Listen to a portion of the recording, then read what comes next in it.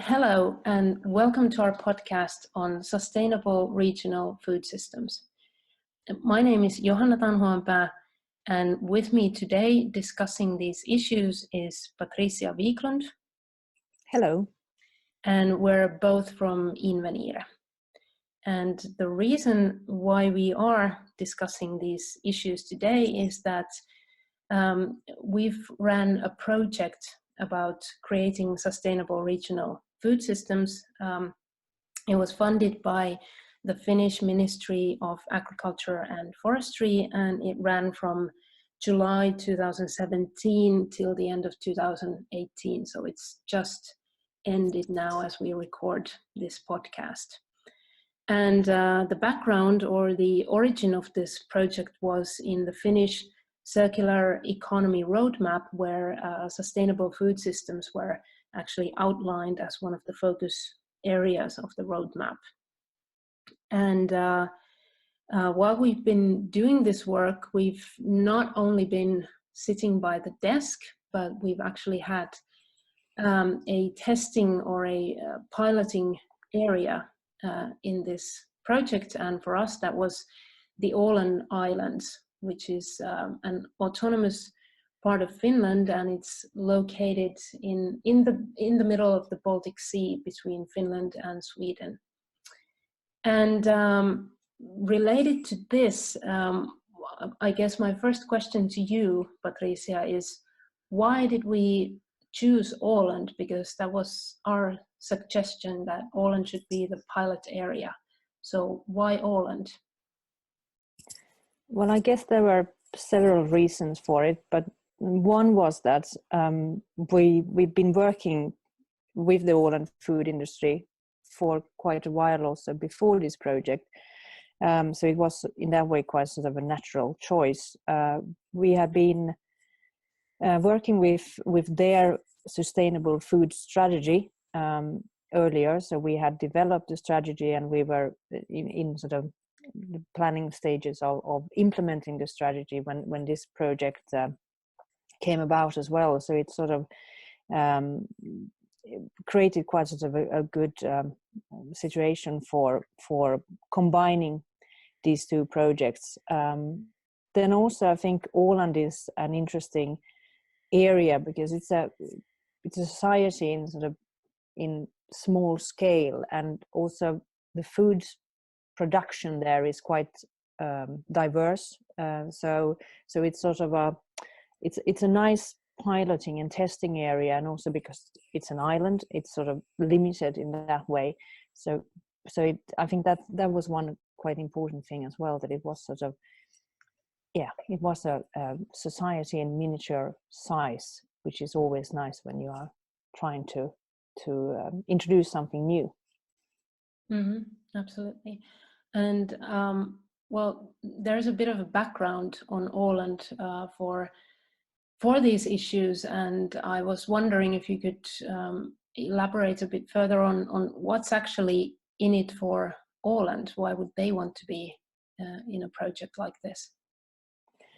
Yeah, I think the one thing was that Åland as an island already had been developing a sustainability agenda for the whole island, and that was again sort of going back to the UN sustainability agenda, and they were sort of applying those ideas to their local settings, and then that sort of gave quite a nice platform. But then for the different industries to start thinking about what that really means for them, I think that partly the strategy, but also then this project, both have been quite good tools for that in sort of transforming the concept to what you can do in real life then to start fulfilling these agendas. So that's been one thing that's been beneficial for Åland, and also this continuation then to the strategy work and trying to find as many synergy effects as possible.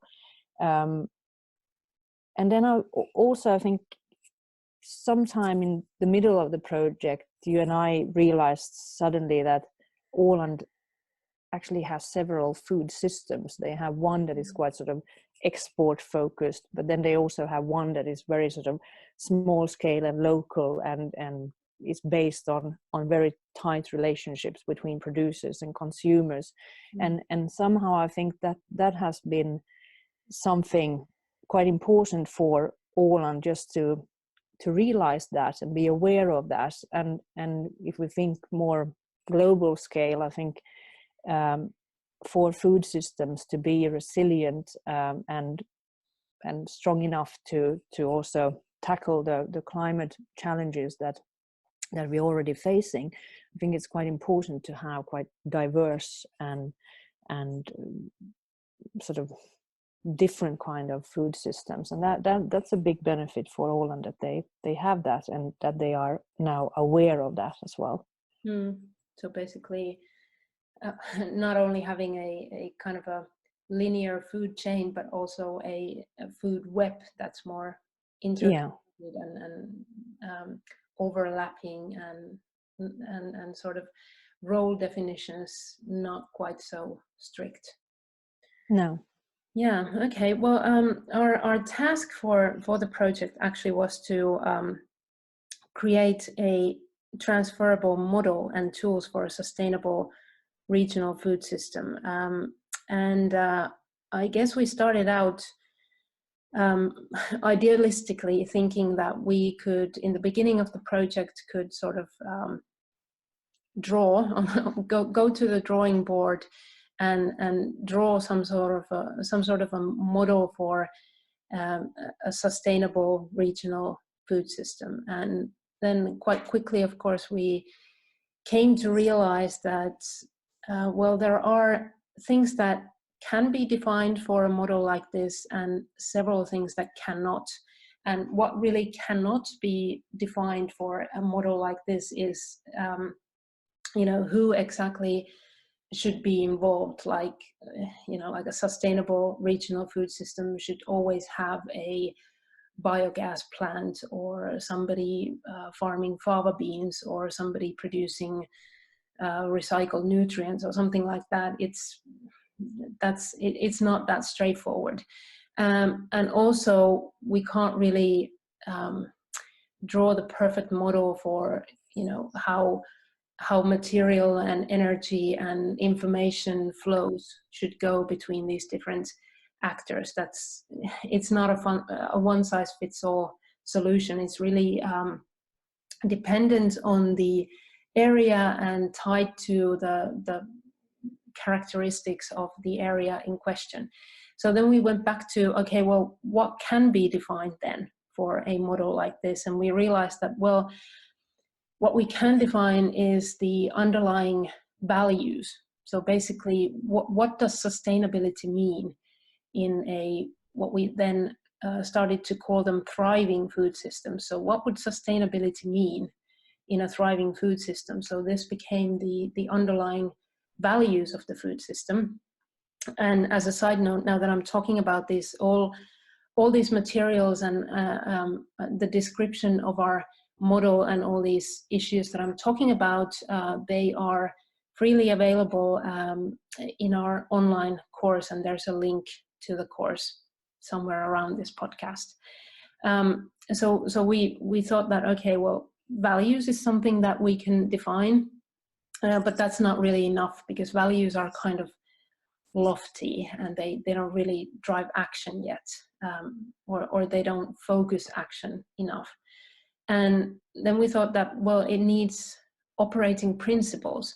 And we ended up with two operating principles, which were circularity and people-powered systems. And circularity was something that was quite clear for us from the beginning, also considering that the background of the project was in the circular economy map. And I think we had and have a very clear thinking that circularity really is the way that our not just our food systems and agriculture, but everything in the industry and the society should move more towards circular systems. So that was kind of a given as a principle. And then the other principle, which was people-powered systems, that really I guess, came about when we started looking more closely at Åland and realizing that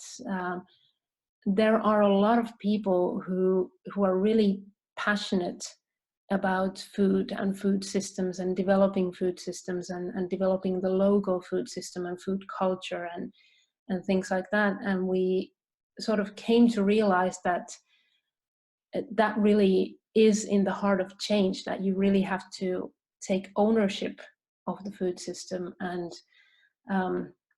see it as your both your personal opportunity and your personal responsibility to somehow participate in the workings of the food system and own that food system in a sense. So those became the underlying operating principles. And then we moved on to defining these, what we call smart action areas, because the principles are still kind of, well, they're much more concrete than the values, but they're still sort of, they leave a lot of room, and it may not be easy to actually take it into action in a way that's still coherent and moving into the same direction. So we then defined 4 rather broad action areas, which is smart production and smart recovery, smart consumption, and smart community. And this is really where sort of concrete examples come into play. So for instance, smart production could entail something like regenerative agriculture or resource efficiency, and smart recovery obviously something like utilizing side streams and commercializing side streams from the production better, and things like these. But how do you see then, because you were the one from us that was sort of situated on Åland and working with the people there and testing things and doing things with them. So how do you see this model working in practice, and how do you see that? Yeah, it's sort of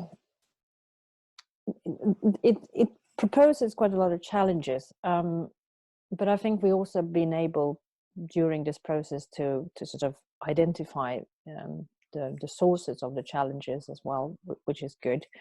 But if I take a few steps back, I mean, when we implement all these kinds of we're testing these new models and we're implementing something new, it's all a change process, and a change process has many steps in it, and you sort of, you go from awareness to attitude change and action, and it's all about people. We always have to remember that you can draw the model on paper and plan it and so on, but then when it comes to real life, it's all about people, and it's about the people and the individuals that have to sort of all go through that same sort of change process on their own level in their organizations, and that's a big thing, and that takes time, and that is something you have to work very actively with, and you have to be very aware of that, and you have to be very supportive in that,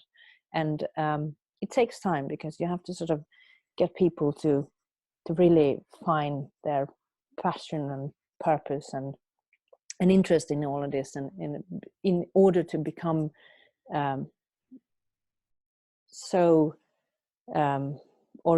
action oriented that things actually start to happen. So that's one important thing that we have to keep in mind all the time. Then the other thing is, for our model to really work, is that those involved understand the fundamentals of circularity. And when we think about circularity, it's all about sort of system thinking, because circularity doesn't work if you don't have a framework of a system thinker, really. And if you think about system thinkers, how they see the world differently than others, is that they see that everything is interconnected. They see that everything is circular.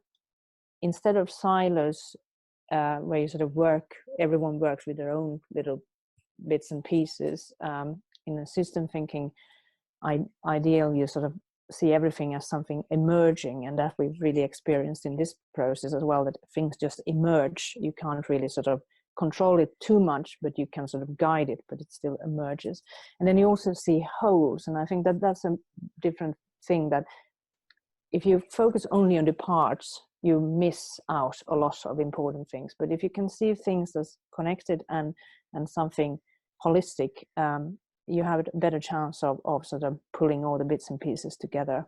And then also, I think the most important thing is that you don't work in isolation, but you work in relationships. And for these kinds of models to really work, you have to have that strong focus on relationships, because also when you start on sort of on more organizational level, for instance, when you start working with this, you will very soon realize that in these kinds of food systems, everyone's connected to the other, and you have to, whatever business model you develop, it's very sort of relationship based. So you can't really create your solution anymore in isolation. You are dependent on others, and you have to also involve quite a lot of other actors in order for things to work. I mean, if you look at recyclation or something like that, there are many actors together that will put that solution in place. So I think that if those things are in place, that sort of understanding of a change process, what that means, and then also this kind of framework of a system thinker, then these models are very, very efficient. Yeah, I was thinking that I guess you could really say that the conclusion that we came to was that really when we're talking about transforming food systems, it's really about changes in mindsets and thinking, and it requires a lot of, like you said, like people work, and then practical solutions, like, you know, how do we get nutrients to recycle better and things like that. That's icing on the cake, and that comes when you have the mindset. But really the key thing and also the difficult thing is creating this kind of a change in thinking. Yeah, and this ability, I think, to be able to work on the conceptual level and have a little bit of a sort of helicopter perspective on things, but then also going down to action and getting things done and understanding that all these concrete things are connected to each other and part of this concept. And that ability to move on sort of zoom in and zoom out on that scale is incredibly important, and it's demanded of everyone who are in those kinds of positions where they decide about resourcing and competence and strategic direction and what to focus on and so on. That's where it's really important. Yeah, and I guess where we then ended up is we started talking about food citizenship, when we realized that it's this personal involvement and things tied to people is really important, because I think at some point we were thinking that it should not be tied to people. It should sort of be removed from people and these competencies rather tied to organizations and structures and models and things like that. But then we came back to the idea that no, it's really people that need to make the change, and then we started talking about food citizenship, and we started to think about food citizenship as something that we all of us, each of us, innately have, because after all, we're all eaters, so we're all naturally part of the food system, but many of us just don't really realize that, and in that sense we haven't claimed our citizenship.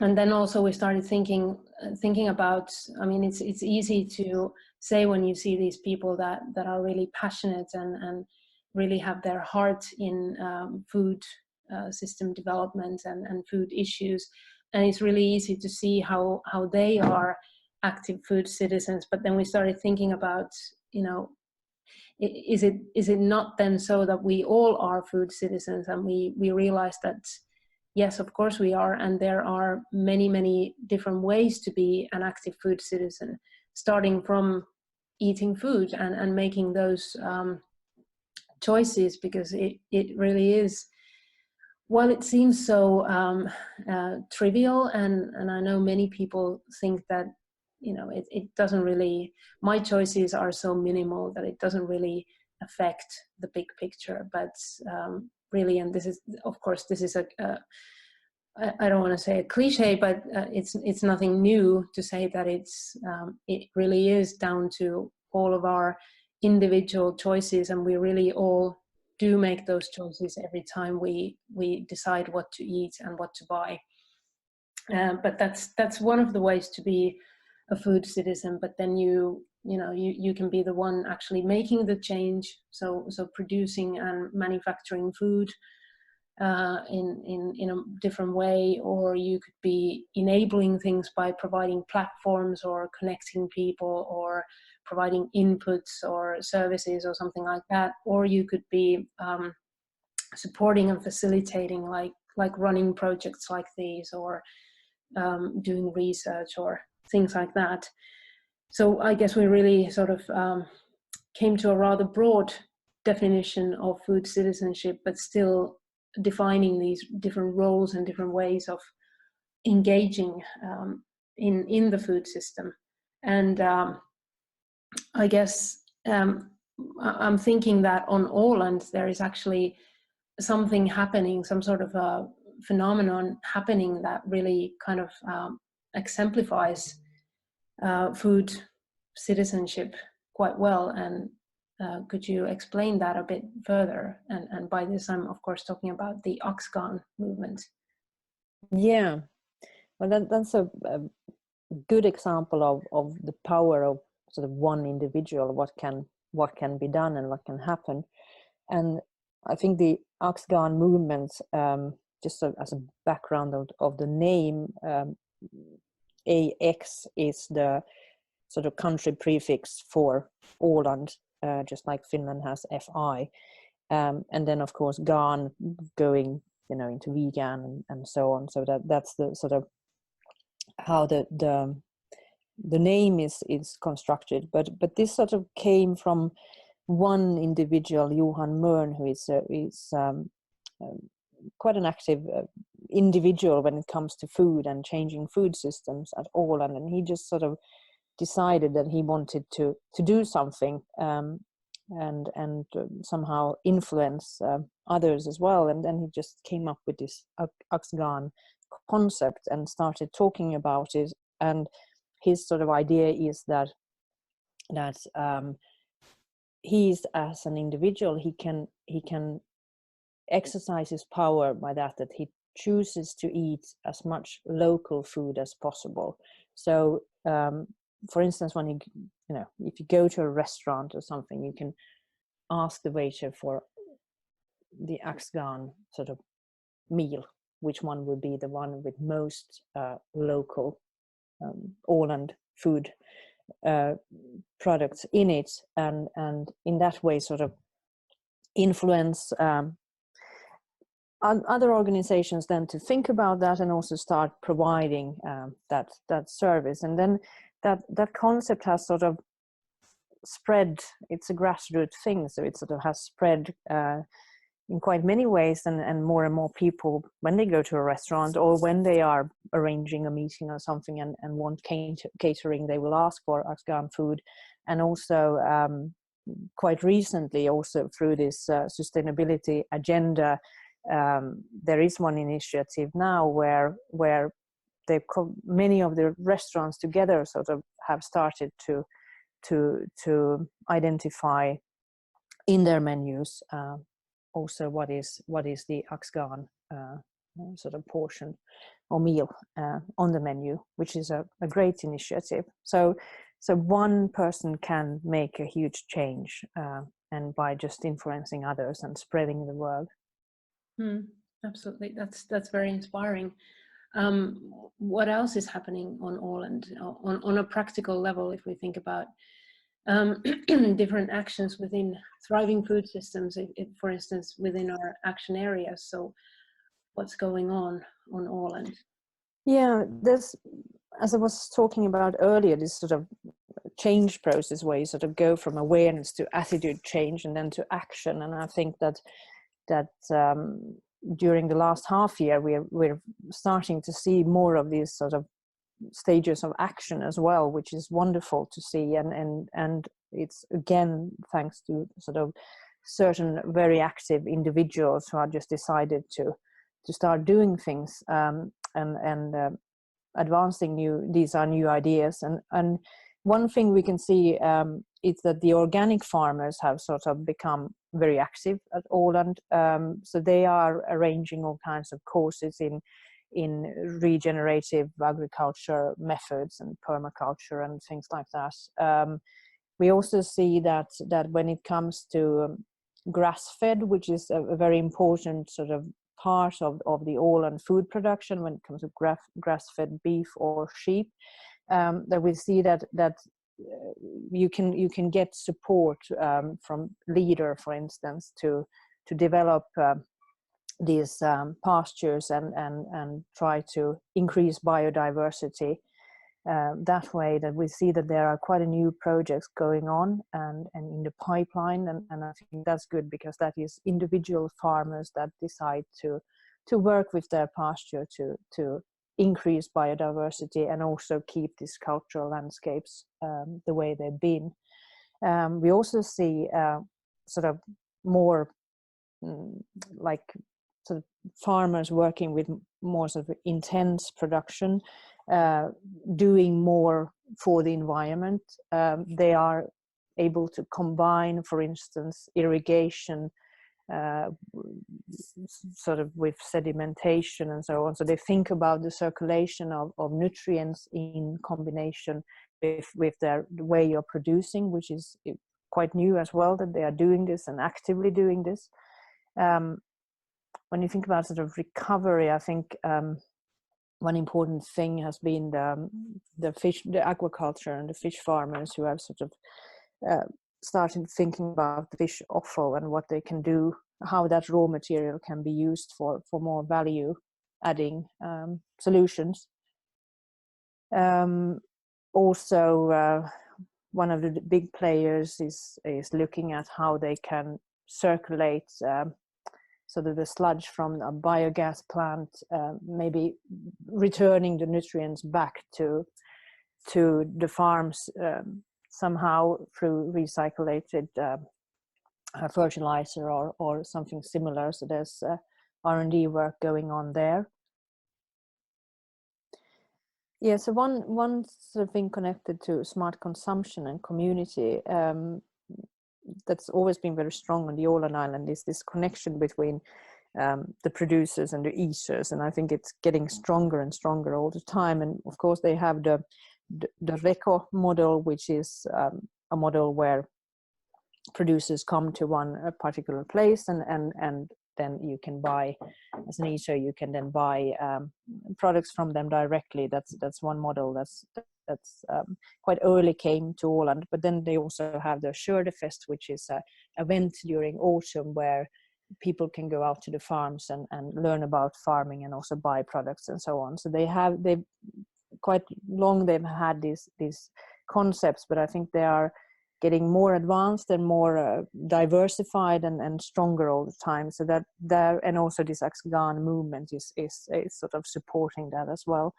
So that's quite sort of encouraging. But then also, for instance, Emmaus, which is sort of a support organization for people who don't have work and so on. They have a Retur Café, they call it, where it's a place where they use food products that otherwise would go to waste, and they make lunches and of that, and they also take people in who are long-term unemployed and teach them how to make food and so on. So that's quite a strong concept as well at Åland Island. And then also I think communication is always so important when it comes to these kinds of big transformations and changes. And again, the aquaculture have the players in the agriculture have been quite active, and they just launched a new sort of communication project where they talk more about their way of producing fish and what they are doing in terms of sustainability and how quickly they have sort of developed new methods and also what kind of new initiatives they're taking all the time to become stronger and better at sustainability as well.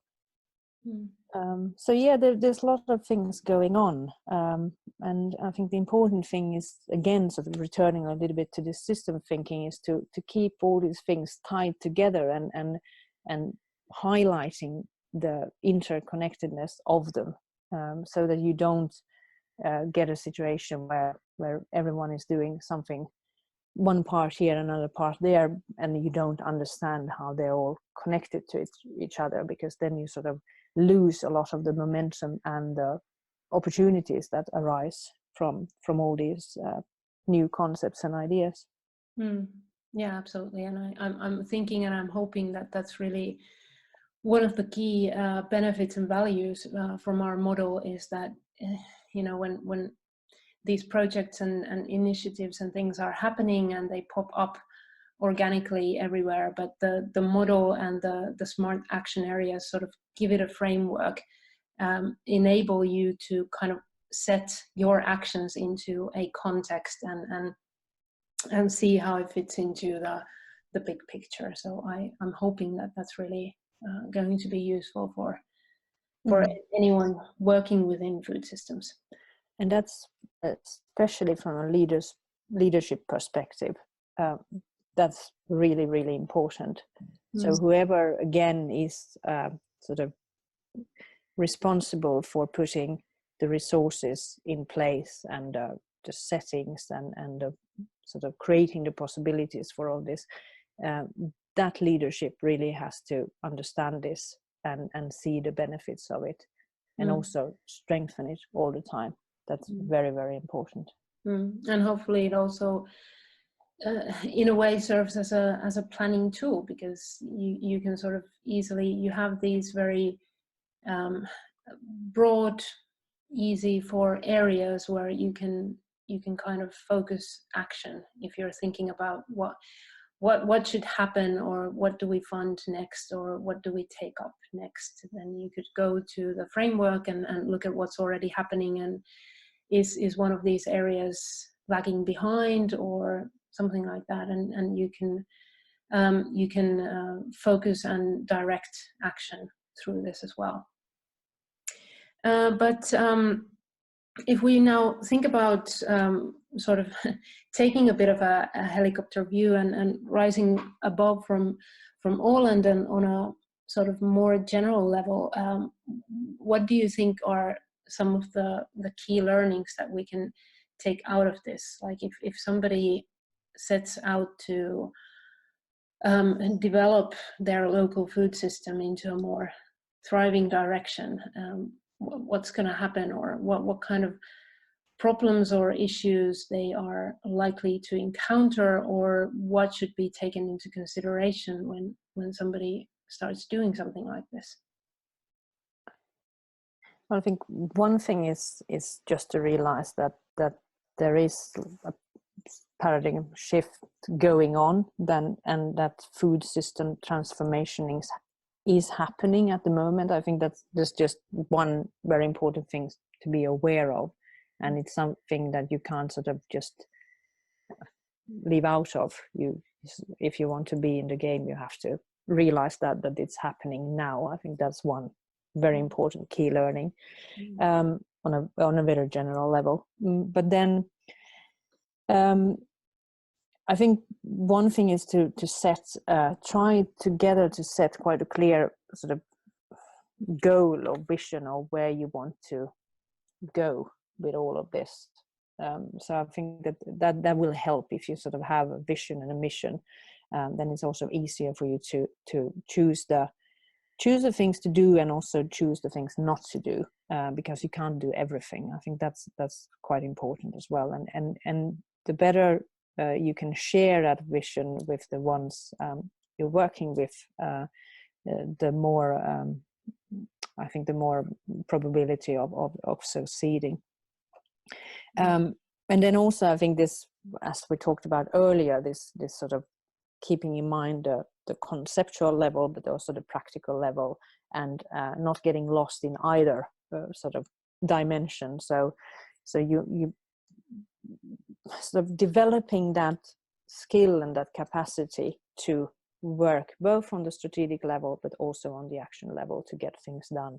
And that's something that just doesn't come by itself. It's a capacity that you have to learn and practice and put into all your sort of ways of working. So I think that's one important thing. And then I think the last thing, which is crucial, and that is just putting the resources in place. So you have to have competence, you have to have time, and you have to have money. And you can't skip steps, and you can't sort of reduce funding too much and sort of, or think that, okay, this is something that can be done as sort of aside everything else. It's sort of, this is strategic, this needs focus, this needs resources, if you want results. So I think that's quite important. And also to get those people that we talked about earlier, these people that really want to do something and have the interest and want to be active, that you give them the tools and the power and the capacity to move things forward. So there's a lot of leadership questions connected to this, and I think that's been a big learning in all of this. Absolutely. And again, as a side note, in our model and our project, we also, when we identified that there are all these different sort of task areas that keep coming up, such as driving action or creating sense making and things like that, we also collected a set of tools which are all freely available and downloadable on the internet. They're not ours, they're made by others, but we've collected them as kind of a toolbox for anybody doing this, because there are tools that can make these tasks easier or help you. And actually, one thing that always strikes me, and that you kind of already mentioned with the resources, is that one thing that should not be underestimated is how much there needs to be a people orientation. Of course there needs to be an issue orientation as well, but really the people part needs to be well resourced and well taken care of. Otherwise it's just not gonna change, is not gonna happen. Yeah, and also connected to that, with if you really want the change to happen, is also you have to dream big. You have to sort of set the goals quite high up, because I think it's Michelangelo who once said that the greatest fear is that not that we set our goals too high and miss them, but that we set our goals too low and actually achieve them. So I think that's important. You have to sort of dream big and put your goals high, because that will sort of motivate you to go further than what you thought in the beginning. Yeah, I think that's really important, and that kind of is also highlighted in our model, that kind of starts from the values and the principles, instead of just focusing on, because I mean action is really so important. It's really important that we have projects and initiatives focusing on, let's say, side stream utilization or nutrient recycling or something like that. But if we're only focusing on the practical issues, then we are, in a way, I think, setting the bar too low. And if we are forgetting like how this is actually, what this means in terms of the overall big goal of transforming food systems, because that's really what we're aiming at here, because we think that we cannot really go on the way we have been for the past, let's say, half a century or maybe even a century, that there needs to be some kind of a change for us to be able to feed the growing global population and still sustain the planet and sustain the, you know, also the societies and the economy. So really, I think the overall goal and the sights should be in the big dream about transforming food systems, and then you need to come back and focus on the practical things and being able to take it to the practical level, but then again go back to the big. So I think it's a constant movement between the practical issues that are here and now and are taking things forward on a practical level, and then again going back to, well, how is the big dream doing? I think it's a constant movement between these two goals. But it's also that strategic process, when you have that in place, action becomes so much easier as well. And I think that's one important thing as well, that because you can get very tired of having a lot of action if it's not connected and you get that sort of doing things together and that holistic sort of view on it. Then you can get very tired of all the action. But if you have that sort of guiding light at the same time, thanks to the strategy, thanks to the vision and so on, it's so much easier, because then you can also focus. You focus on the important things and you can leave a lot of things out. So it's also, when it comes to your own resources and capabilities and time and money, it's really important that you have that, because that is going to be the thing that makes you successful. And one thing also, of course, within our model, we identified that there is a need for a coordinator, which is kind of a linchpin between these two worlds, and somebody who takes care of the fact that at the same time we need to have our sights set for the future, and we also need to have things happening here and now being taken into action. And there needs to be somebody who can sort of handle these both worlds and guide people in the right direction and inspire and motivate and remind them why they're doing this, and be able to take a handle on the strategy. So that's why we've created a coordinator role within the model as well. But I guess this sort of wraps up our discussion on this model. But how about then us at Invenire? This is something that's close to our hearts, transforming the food system. So what do we do now? The project ended, but do we continue with these, or what's going to happen? What do we do next?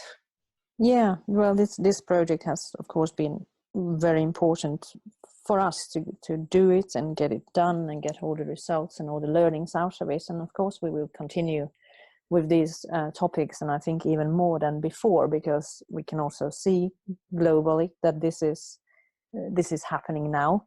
All these big changes are happening now, and they have to happen now because of the climate change and everything connected to that, and our way of producing food can't continue the way it's been doing the last decades. So we're definitely going to work with this, and I think what we found of this out of this is also our strengths and what we can do, what we're really good at, and we're going to focus on that and also leave out other things that we think that others can do better than us. In the core of things is just to keep the customer in focus. For us, it's about sort of building power and passion and potential of people, and also bring this insight and understanding of what all these new things in the food systems mean to organizations and individuals, and just help them to do their job better, quicker, and more successfully. Okay, great. I think that's about it for today on thriving food systems for us, but like you said, we haven't heard the last of it yet. Should you remind people once more of where to find more information? Yes, well, you can find more information on our website, and we have the online course, and we also have a playbook for thriving food systems, and there will be links to all of these somewhere close to this podcast. So you can always find more information, and of course you can always contact us directly to discuss these issues. We would be happy to discuss them with you. But I think for now, for today, that's it. Thank you. Thank you very much.